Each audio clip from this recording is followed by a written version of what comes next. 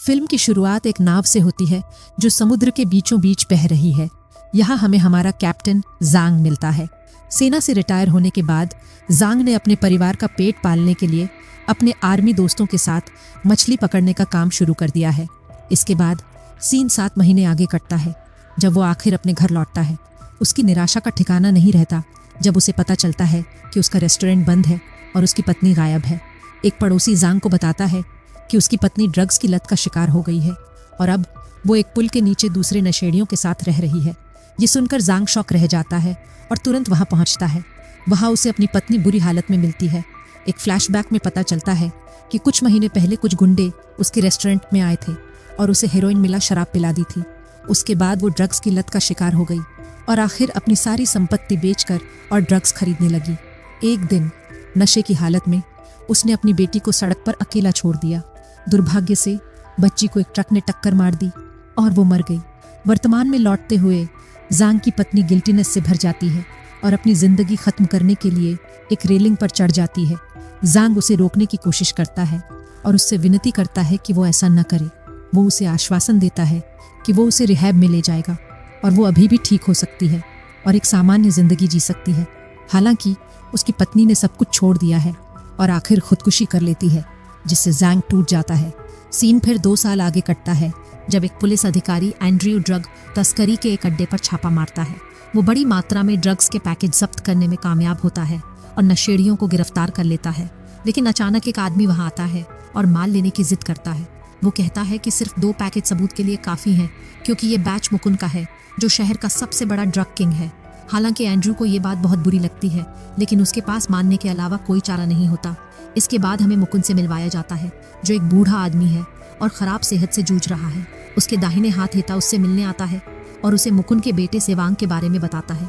हेता के मुताबिक सेवांग फिलीपींस की जेल में बंद है और वो एक बेहद खतरनाक कैदी है। माँ के मरने के बाद वो सड़कों पर पला बढ़ा और कम उम्र में ही गैंग लीडर बन गया। हेता बताता है कि सेवांग ने कई हत्याएं की हैं और वो इंसानों को खाने से भी नहीं हिचकिचाता। अपने बेटे के इन्फीरियर अपराधों के बावजूद मुकुंद बिल्कुल भी विचलित नहीं होता। वो कहता है कि उसकी जिंदगी अब ज्यादा नहीं बची है और वो अपने पिछले गलतियों का प्रायश्चित करना चाहता है। वो हेता से कहता है कि वो सेवांग को उसके पास ले आए, चाहे जो भी करना पड़े। अगले सीन में हम सेवांग को उसकी जेल की सेल में शांति से सोते हुए देखते हैं। कुछ ही पलों बाद कई गार्ड अंदर आते हैं और उस पर एक साथ हमला कर देते हैं। जब वो आखिरकार मर जाता है तो हमारा कैप्टन जांग कमरे में प्रवेश करता है। वो सेवांग की वर्दी पहनता है और अपने चेहरे पर कई कट लगाकर खुद को उसकी तरह दिखाने की कोशिश करता है।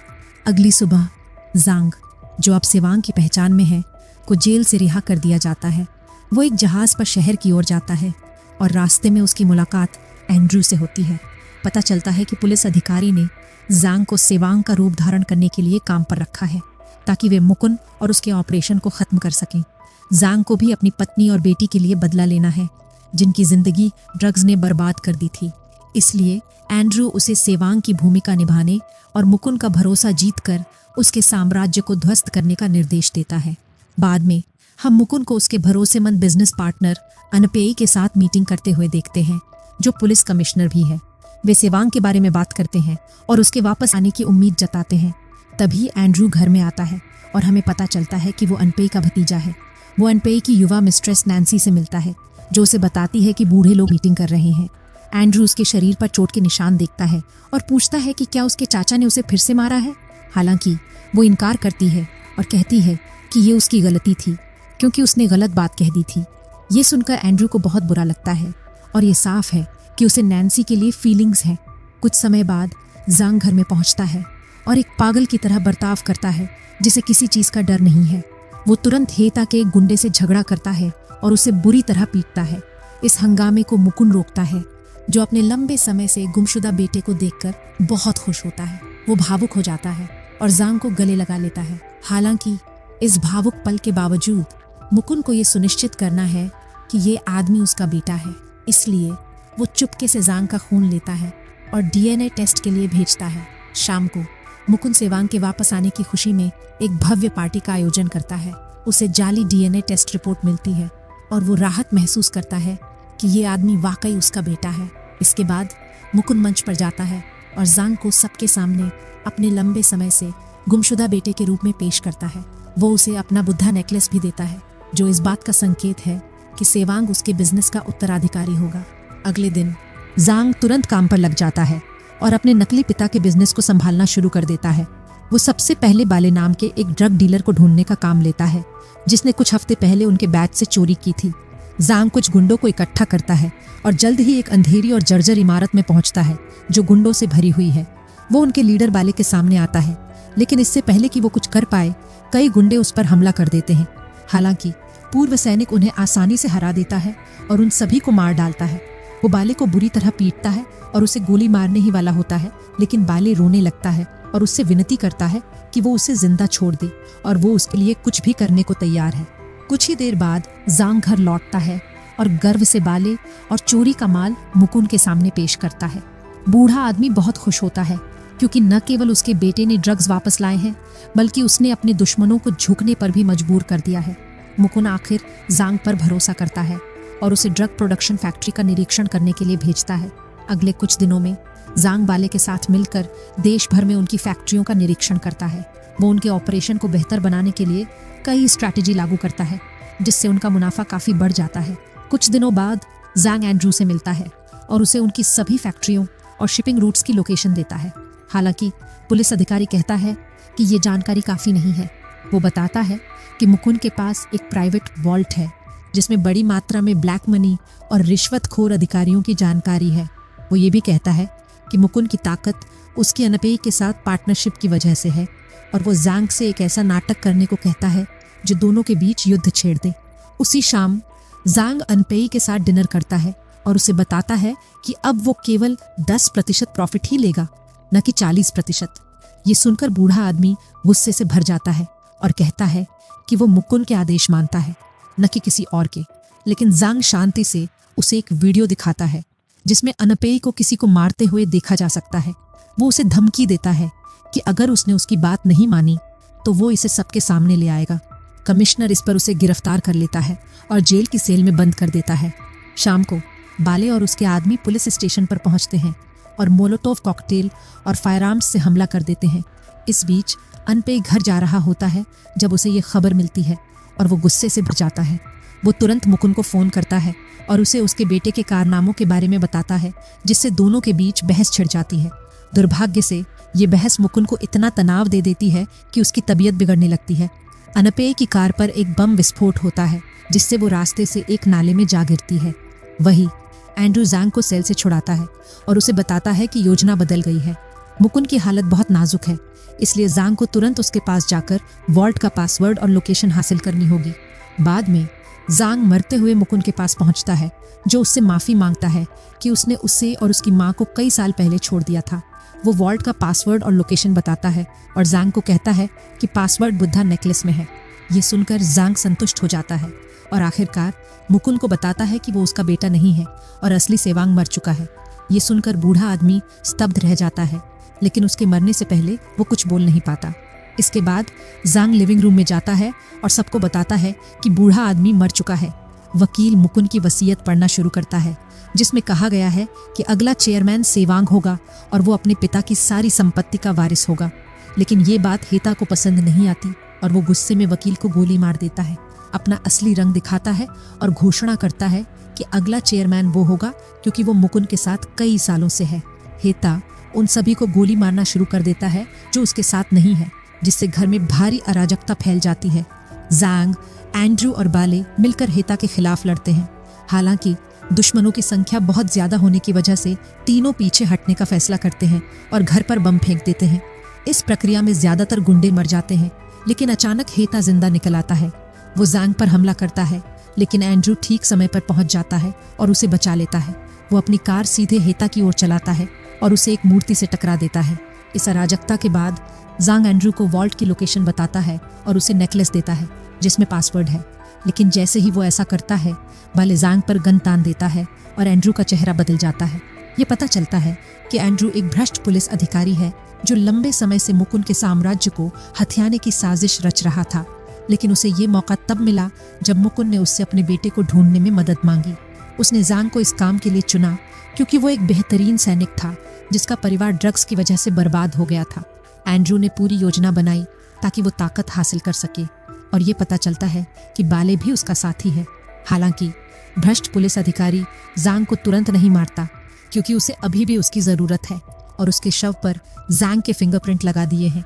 अब एंड्रू की योजना है कि वो एक हीरो बने और सेवांग को गिरफ्तार करे, जो एक कुख्यात ड्रग डीलर है और जिसने पुलिस कमिश्नर की हत्या की है। ज़ांग को गिरफ्तार करने के बाद एंड्रू एक प्रेस कॉन्फ्रेंस में मुकुंद के ड्रग ऑपरेशन को उजागर करता है। अगले कुछ दिनों में वो अपने अधिकार का इस्तेमाल करके शहर में एक बड़ी सफाई अभियान चलाता है। वो मुकुंद की सभी प्रोडक्शन साइट्स को आग लगा देता है। इस प्रक्रिया में वो कई मजदूरों को भी मार देता है, जिनमें से ज्यादातर गरीब और मजबूर लोग होते हैं। पूरे ड्रग माफिया को ध्वस्त करने के बाद एंड्रयू को उसके विभाग द्वारा सराहा जाता है और उसे चीफ पुलिस कमिश्नर के पद पर प्रमोट कर दिया जाता है। हालांकि उन्हें इस बात का पता नहीं होता कि एंड्रयू ने बाले को ड्रग्स के पैकेट छिपाने का आदेश दिया है ताकि वो अपना गुप्त बिजनेस चला सके। अगले सीन में एंड्रयू आखिर मुकुंद के गुप्त वॉल्ट में प्रवेश करता है और वहां $2 अरब का कैश देखकर हैरान रह जाता है। ये खोज उसे बहुत खुश करती है और वो अपनी योजना का अगला चरण बनाना शुरू कर देता है। इस इवेंट को मीडिया में काफ़ी कवरेज मिलती है, क्योंकि किसी को नहीं पता था कि दोनों बिजनेस पार्टनर थे। ये पता चलता है कि एंड्रयू ने दोनों के सभी साथियों को समारोह में आमंत्रित किया है। उसकी योजना है कि वो पूरे फ्यूनरल हॉल को बम से उड़ा दे और एक साथ सभी को मार डाले ताकि कोई कंपटीशन न रहे। जल्द ही फ्यूनरल शुरू होता है और एंड्रयू पास की एक इमारत से सब कुछ देखता है जहां वॉल्ट है। वो ज़ांग को भी ले आया है क्योंकि वो उस पर होने वाली घटना का दोष लगाना चाहता है। फ्यूनरल में नैन्सी मंच पर आती है और मेहमानों का स्वागत करती है। वो अपने पीछे एक पर्दा हटाती है जिसके पीछे बड़ी मात्रा में ड्रग्स और उन पीड़ितों की तस्वीरें होती हैं जिनकी जिंदगी ड्रग्स ने बर्बाद कर दी थी। ये देखकर सभी हैरान रह जाते हैं, लेकिन इससे पहले कि वे कुछ कर पाएं, नैन्सी पीछे के दरवाजे से निकल जाती है और दरवाज़ा बंद कर देती है, जिससे सभी हॉल में फंस जाते हैं। वो बाद में बाले से मिलती है और दोनों एक भावुक गले मिलते हैं। कुछ ही पलों बाद एंड्रयू विस्फोटक को डिटोनेट कर देता है, जिससे फ्यूनरल हॉल में मौजूद सभी लोग मर जाते हैं। हालांकि अचानक वॉल्ट भी विस्फोट से उड़ जाता है, जिसमें $2 अरब का कैश था। ये देखकर एंड्रयू स्तब्ध रह जाता है। वो गुस्से में समझ जाता है कि ये सब ज़ांग की करतूत है। एक फ्लैशबैक में हमें पता चलता है कि नैन्सी एक ईमानदार पुलिस कमांडर की बेटी थी, जिसने ड्रग्स के खिलाफ लड़ते हुए अपनी जान गंवाई थी। वो एक रिहैब में डॉक्टर के रूप में काम करती थी, जहां उसकी मुलाकात बाले की छोटी बहन से हुई, जो ड्रग्स की लत से जूझ रही थी। नैन्सी ने उस लड़की की मदद करने की पूरी कोशिश की और वो लड़की रिहैब से बाहर आ गई। हालांकि उसकी रिकवरी ज्यादा दिन नहीं चली और वो जल्द ही ड्रग्स की गिरफ्त में आ गई और आखिर खुदकुशी कर ली। वही नैन्सी के पिता को भी मुकुंद के गैंग ने मार डाला था, क्योंकि वो उनके बिजनेस में दखल दे रहे थे। यही से नैन्सी की मुलाकात बाले से हुई, जो अपनी बहन के लिए शोक मना रहा था। जहां ड्रग्स के शिकार लोगों के परिवार बेहद खराब हालात में रह रहे थे। एक दिन कुछ ड्रग डीलर उस शेल्टर पर हमला करते हैं और नशेड़ियों से पैसे की मांग करते हैं। नैन्सी और बाले उन्हें रोकने की पूरी कोशिश करते हैं, लेकिन वे उन पर भारी पड़ जाते हैं। जब सब कुछ खत्म होता दिख रहा होता है, तभी ज़ांग वहां आता है और डीलरों को बुरी तरह पीट कर भगा देता है। इस घटना के बाद तीनों ने मिलकर उन लोगों से बदला लेने का फैसला किया जिन्होंने इतने सारे परिवारों को दुख में जीने पर मजबूर कर दिया था। नैन्सी ने पहले अनपेय के पास जाकर उसे अपने चक्कर में फंसाया और अंदरूनी जानकारी हासिल की। फिर उसने एंड्रयू पर ध्यान दिया, क्योंकि वो जानती थी कि उसे अपने चाचा से गहरी नफरत है। इसके बाद बाले ने एक ड्रग डीलर का रूप धारण किया और जानबूझकर एंड्रयू की एक छापेमारी के दौरान दिखाई दिया। ज़ांग ने तब अपनी एंट्री की जब उसे पता चला कि एंड्रयू सेवांग का रूप धारण करने के लिए किसी की तलाश में है। इस तरह तीनों ने जानबूझकर एंड्रयू के मोहरे बनने का फैसला किया, लेकिन उनके अपने मकसद थे। वर्तमान में लौटते हुए एंड्रयू इस शानदार योजना की सराहना करता है और एक शैतानी मुस्कान के साथ कहता है कि अब कोई भी उसे अगले ड्रग लॉर्ड बनने से नहीं रोक सकता। वो तुरंत अपने आदमियों को बाले और नैन्सी को मारने का आदेश देता है, जिन्हें कई गोलियां मारी जाती हैं। लेकिन मरने से पहले नैन्सी अपने हाथ में लगे विस्फोटक को सक्रिय कर देती है, जिससे सभी गुंडे मर जाते हैं। गुस्से में एंड्रयू ज़ांग को गोली मारता है और उसे इमारत से नीचे फेंक देता है। इस सब के बाद एंड्रयू जश्न मनाने लगता है, ये सोचकर कि उसने आखिरकार जीत हासिल कर ली है। लेकिन वो हैरान रह जाता है जब उसे दूर से एक कैमरा रिकॉर्डिंग करता हुआ दिखाई देता है। ये पता चलता है कि एंड्रयू ने आज जो कुछ भी किया है वो सब शहर के टेलीविजन पर लाइव प्रसारित हो रहा है, जिसे ज़ांग के दोस्तों ने व्यवस्थित किया है। पूरी घटना देखने के बाद सेंट्रल पुलिस चीफ एक पूरी तरह से सशस्त्र टीम को एंड्रयू को गिरफ्तार करने का आदेश देता है।